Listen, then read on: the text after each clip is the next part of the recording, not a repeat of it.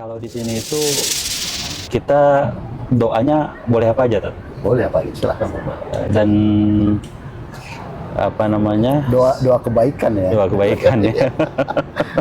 Mau berdoa, jangan-jangan mau berdoa beristri lagi. Waduh, masya Allah.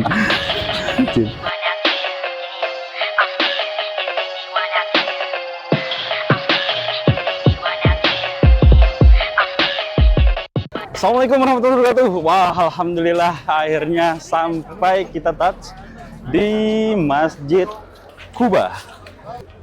Nanti ceritanya Tat ya, ini Masjid Quba ini katanya masjid yang pertama dikunjungi oleh Rasulullah ya.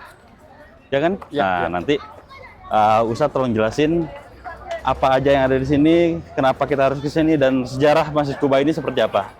Oke, Tat? Oke.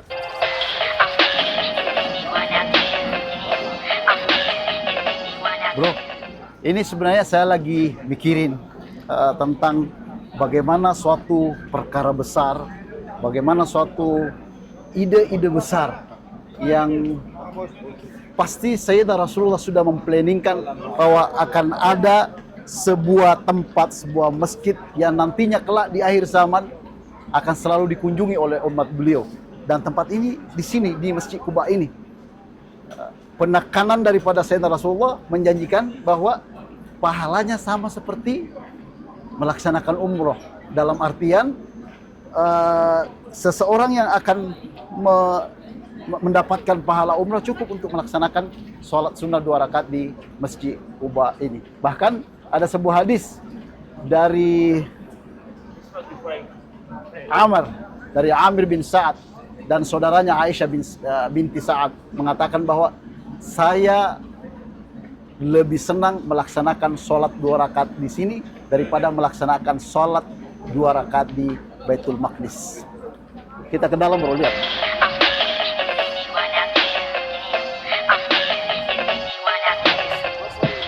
Oke, Tat, kita sambil jalan ya. Pengen nanya, ini Masjid Quba ini yang bangun siapa ya, Tat? Maksudnya, apakah memang dibangun oleh sahabat Nabi, terus Nabi akhirnya pada saat hijrah itu berkunjung, atau memang Rasulullah yang membangun? Ya, sebenarnya ketika pertama kali hijrah Rasulullah dengan para sahabatnya, yang waktu itu diikuti oleh Sayyidina Abu Bakar dan Ali bin Abi Thalib, pertama kali beliau sampai memasuki kota ini adalah di sini nih, di daerah Quba ini. Quba ini merupakan salah satu wilayah keturunan Amr bin Auf. Ada keluarga di sini di Mantika ini namanya Kalsum bin Hadam. Sahabat ini kemudian yang mewakafkan tanah beliau untuk dibangun Masjid Quba di sini. Jadi wakaf pertama kali yang disyariatkan atau diawali pertama kali adalah wakaf tanah daripada Masjid Quba ini. Jadi wakif pertamanya adalah orang yang memberi wakaf pertamanya adalah Kalsum bin Hadam. Beliau adalah salah seorang pemuka tokoh dari kalangan Bani Amr bin Auf. Kita bisa lihat di sini penjelasannya ada bro di sini. Jadi ini Tat, apa? Ini nih penjelasannya. Anda bacakan. Tunsibu hadhihi dar ila sahabi al-jalil Kalsum bin Hadam. Tempat ini, dar ini, masjid ini, Masjid Quba namanya, ini dinisbahkan kepada seorang sahabat yang mulia namanya Kalsum bin Hadam. Beliau dari kabilah Umar bin Auf, dari Aus. Beliau meninggal setelah Sayyidina Rasulullah SAW hijrah, beberapa tahun setelah itu beliau meninggal. Pemuka agama dari Bani Amr bin Aus dari Al-Aus. Kemudian sama seperti penjelasan yang kita sampaikan tadi, taqaddar junub gar Masjid Quba wa junub dari Sa'ad bin Haitham. Ada beberapa sahabat yang datang bersama dengan Rasulullah di sini, Abu Bakar, Ali bin Abi Thalib, Mikdad bin Amr, Khubat bin Ar, Abu Ubaidah bin Jarrah, Sa'id bin Khawla wa ghairihi minas sahabah radhiyallahu taala anhum ajmain. Allahu yarhamu jami'an.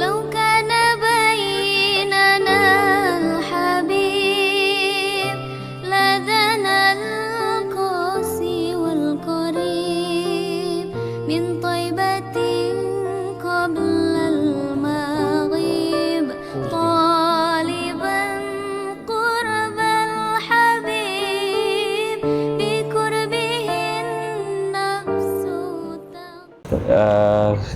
kalau di sini itu kita doanya boleh apa aja, Tat?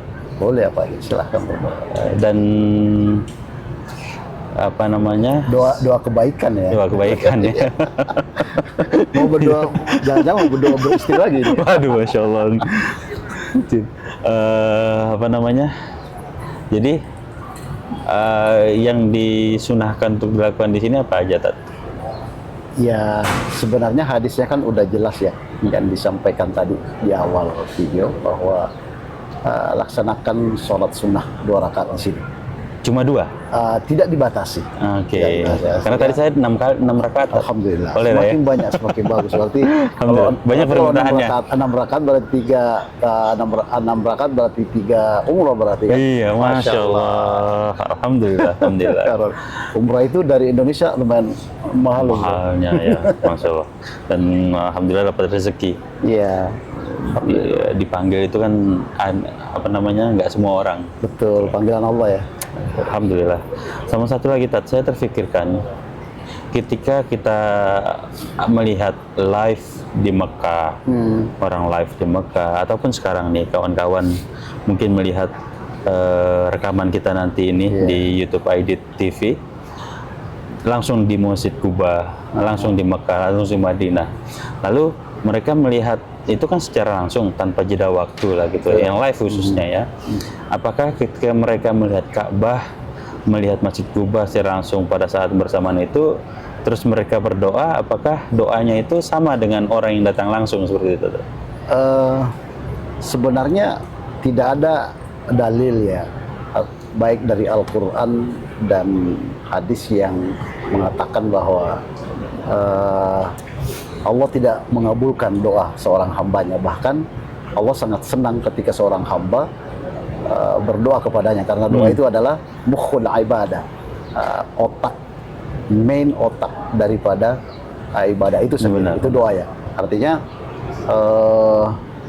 dalam Al-Quran di surah Al-Baqarah misalkan dikatakan uda'uni astajib lakum wa idza sa'alaka ibadi anni fa inni qaribun ujibu da'wata da'i idza da'ani falyastajibu li walyu'minu bi. Muhammad, ketika ada nanti kelak hambaku yang meminta kepada saya, fa inni ujibu da'wat, katakan kepada mereka bahwa saya akan mengijabah, mengabulkan doa-doa mereka. Ulama-ulama kemudian ketika menggali teks-teks agama, nas-nas agama ini, mendapatkan ternyata ada waktu-waktu tertentu di mana Allah mengijabah semua doa-doa hambanya. Misalkan di Jawfil Lail, pertengahan sepertiga malam terakhir itu, Allah akan turun untuk mengijabah siapa saja yang meminta, memberikan siapa saja yang memohon. Itu dalam sebuah hadis dikatakan seperti itu. Itu terkait dengan waktu ya. Ada waktu-waktu mustajab. Misalkan bainal azanain, ketika seorang mendengarkan suara di subuh hari. Kemudian ketika seorang yang lagi dizalimi, ada waktu-waktu tertentu yang dijadikan oleh ulama-ulama kita, dikumpulkan, dilakukan kategorisasi bahwa ini loh waktu-waktu tertentu yang waktunya seharusnya diijabah. Tidak ada penghalang antara seorang dai yang memohon dengan permohonannya kepada Allah Subhanahu wa taala. Yang kedua, mengenai tempat. Tempat, Rasulullah sudah memberikan beberapa isyarat bahwa misalkan di Multazam, Masya Allah, kemudian di Raudhah, tidak ada penghalang doa-doa seorang hamba yang memohon di tempat-tempat tertentu yang sudah ditunjuk, ditentukan oleh Sayyidina Rasulullah SAW. Bahkan dalam Al-Quran ketika Nabi Zakaria misalkan di surah Al-Imran ayat 37 dan 38 mengatakan, kullama dakhala 'alaiha Zakaria al-mihrab wajada 'indaha rizqa. Ketika Sayyidina Zakaria mendatangi Maryam di mihrab beliau, Maryam dakhala 'alaiha wajada 'indaha rizqa. Sayyidina Zakaria mendapatkan ada rezeki di situ, ada makanan di mihrabnya Maryam. Secara nalar tidak ada orang yang mengantarkan makanan kepada Sayyidatuna Maryam. Sayyidina Zakaria penasaran, ditanyalah Maryam, min aina laki hadza? Aina laki hadza? Ya Maryam, aina laki hadza? Dari mana datangnya rezeki ini Maryam? Ulama-ulama kemudian tafsir mengatakan itu, ada yang mengatakan datang langsung dari Allah diantar oleh malaikat, ada yang mengatakan bahwa ada yang antar ke sana ya tanpa diketahui oleh Sayyidina Zakaria. Akan tetapi inti daripada ayat ini ingin menjelaskan kepada kita bahwa ada tempat tertentu yang dimana tempat itu mustajab untuk berdoa. Seperti yang pertama tadi di Multazam, kemudian di Roda. Kemudian di mihrab itu kemudian Al-Quran mengatakan hunalika da'a Zakaria al-mihrab. Disitulah Sayyidina Zakaria berdoa di mihrab itu untuk memohon agar Allah memberikan keturunan kepada Sayyidina Zakaria, Nabiullah Zakaria. Jadi ada waktu, ada tempat. Kalau paduan ini kita komprimasikan antara waktu, antara tempat, kemudian etika berdoa kepada Allah, memohon kepada Allah. Kita menghadap kepada pimpinan saja pasti punya etika. Kita harus punya etika kepada Allah. Rasulullah sudah memberikan langkah-langkah tips bagaimana etika kepada Allah. Kita berdoa misalkan dimulai dengan tahmid, misalkan kemudian baca salawat kepada Sayyidina Rasulullah baik di awal maupun di akhir, kemudian kita meminta kepada Allah Subhanahu wa taala, dan afdalnya berdoa dengan doa-doa yang maksur yang sudah pernah dilantunkan oleh Rasulullah, yang pernah diajarkan oleh Sayyidina Rasulullah, doa-doa di setiap tempat-tempat yang mustajab itu. Akan tetapi walaupun ulama tidak memberikan batasan atau pelarangan untuk berdoa dengan bahasa-bahasa yang kita gunakan. Bahkan ada yang mengatakan silahkan berdoa sesuai dengan keinginan kita. Hanya saja ketika dalam berdoa, etika ini berdoa kita, ulama-ulama kita memberikan batasan, misalkan ya Allah berikan saya misalkan avanza dengan warna ini. Tidak seperti itu. Tidak seperti itu. Seakan-akan ada indikasi kita memaksakan doa kita kepada Allah Subhanahu wa taala, seperti itu. Amin. Jadi semoga kawan-kawan di pemirsa IDTV segera diberikan juga kesempatan rezeki dapat mengunjungi tempat-tempat mustajab dan berdoa secara langsung ya Tat ya. Ya Rob, insyaallah. Itu dia. Satu lagi Tat, boleh ya? Penutup nih. Jadi ketika live itu misalnya nih saya live, habis itu ada DM nih, WA. Doain saya gitu. Pak, Tats bro gitu ya. Doain saya juga dong gitu. Nah, ketika itu kita ya Allah mudahkanlah si fulan ini untuk mendapatkan ini. Apakah itu bisa? Bisa sekali, bisa. Bahkan doa pamungkas kita yang diajarkan oleh Rabbana atina fid dunya hasanah wa fil akhirati wa qina adzaban. Allahumma fil muslimina wal muslimat wal mu'minina wal mu'minat al ahya'i minhum, yang hidup dan yang meninggal, yang wafat. Dua-duanya sesama muslim, persaudaraan, ikatan persaudaraan yang paling erat itu ketika kita berjauhan, saudara kita ingat kita dalam doanya. Masya Allah, itu bentuk cinta yang paling besar ketika berjauhan, tapi ada doa yang mendekatkan. Ya, ada doa yang kita lantunkan kepada saudara-saudara kita. Saudara kita yang ada di Karachi, yang lagi sibuk sekarang hari ini ngurusin tamu misalkan. Saudara-saudara kita yang ada di Indonesia, di Jakarta, di Medan, di semuanya. Kita doakan supaya mereka diberikan yang terbaik oleh Allah Subhanahu wa taala, diberikan kesehatan. Itu yang apa namanya? Sebuah tali kasih kepada saudara-saudara kita seperti itu. Dan kalau kita perhatikan hadis yang disampaikan Rasulullah, ada al-mu'minu kal bunyan yashuddu ba'duhum ba'd. Orang yang beriman itu sama seperti membangun suatu bangunan. Sama seperti yang selalu membantu satu dengan yang lainnya. Kita bantu dengan doa, kita bantu dengan materi, kita bantu dengan sesuatu yang kita bantu dengan ilmu, kita bantu dengan waktu, kita bantu dengan seperti itu. Orang beriman seperti itu, harus memperjuangkan, membantu saudaranya, bukan malah sikut sana sini, menjatuhkan sana sini. Bukan itu bukan merupakan salah satu karakter seorang yang beriman kepada Allah, dan bukan merupakan umat daripada Sayyidina Rasul. Kalau saling sikut, menjatuhkan dan memfitnah satu dengan yang lain. Lebih baik kita saling mendoakan ya. Betul. Kita nggak mampu memberikan barang, nggak bisa memberikan waktu, kita cukupkan dengan doa. Sebut, lantunkan bahwa berikan yang terbaik kepada saudara-saudara saya yang pernah menolong saya, yang pernah menjamin uangnya kepada saya, yang pernah membantu saya dalam kuliah, yang pernah segalanya. Benar-benar, Masya Allah. Baik, Kat. Terima kasih banyak.